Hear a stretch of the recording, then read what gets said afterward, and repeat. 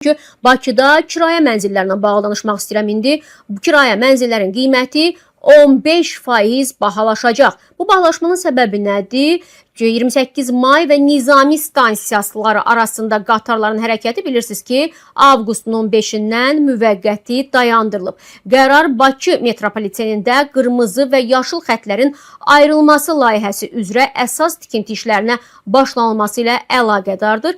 Bu barədə artıq məlumatınız var, kim hardan düşəcək, hara minəcək və s. Amma maraqlıdır ki, 28 may və Nizami stansiyaları arasında qatarların hərəkətinin dayandırılması kirayə mənzil bazarına da təsir göstərəcək. Nə əlaqə deməyin, çünki Azərbaycan Qiymətləndiricilər Cəmiyyətinin sədri Vüqar Oruc trendi açıqlamasında bildirib ki, kirayə mənzil bazarında qiymətləri müəyyənləşdirən əsas amillər tələb və təklif arasındakı nisbətdir. Onun sözlərinə görə hazırda bazarda ənənəvi mövsümü canlanma dövrü başlayıb və bu il kirayə qiymətlərinə 10-15% artım gözlənilir. Əgər bazarda tələb artırsa, təklif məhdudlaşırsa, təbii ki, qiymətlərin artması da baş verir. Bu proses ənənəvi olaraq hər il 50 mindən çox abituriyentin tələbə adını qazandığı dövrə təsadüf edir. Hazırda avqust və sentyabr ayının birinci yarısını əhatə edən bu dövrdə kirayə mənzil bazarına müraciətlər həddən artıq çox olur. Azərbaycan Qiymətləndiricilər Cəmiyyəti bu il artımın 10-15% səviyyəsində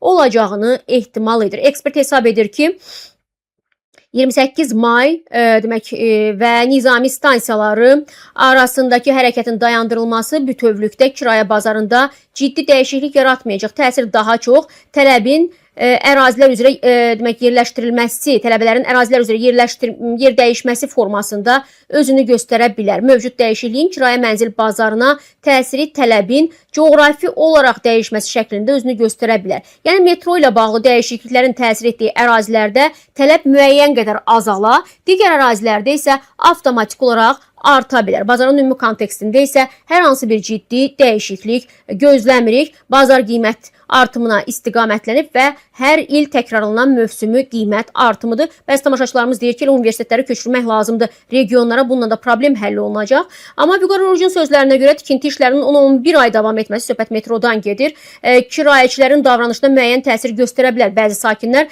mövcud kirayə mənzillərində qalmağa üstünlük verəcək, digər isə nəqliyyat baxımından daha əlverişli ərazilərə üst tuta bilərlər. Deyir, düşünürəm ki, mövcud durum daşınmaz əmlak bazarının kirayə segmentinə ciddi təsir göstərməyəcək, yəni təsirin olacağı şübhəsizdir, amma qiymətlərin və ya yerləşmənin böyük faizlə dəyişəcəyini gözləmirəm. Həmin ərazilərdə tələbin müəyyən qədər azalması mövsümi qiymət artımının da qarşısını ala bilər. Hər işimiz onsuz da bu cürdür və problemlər də bu istiqamətdə gəlməkdədir.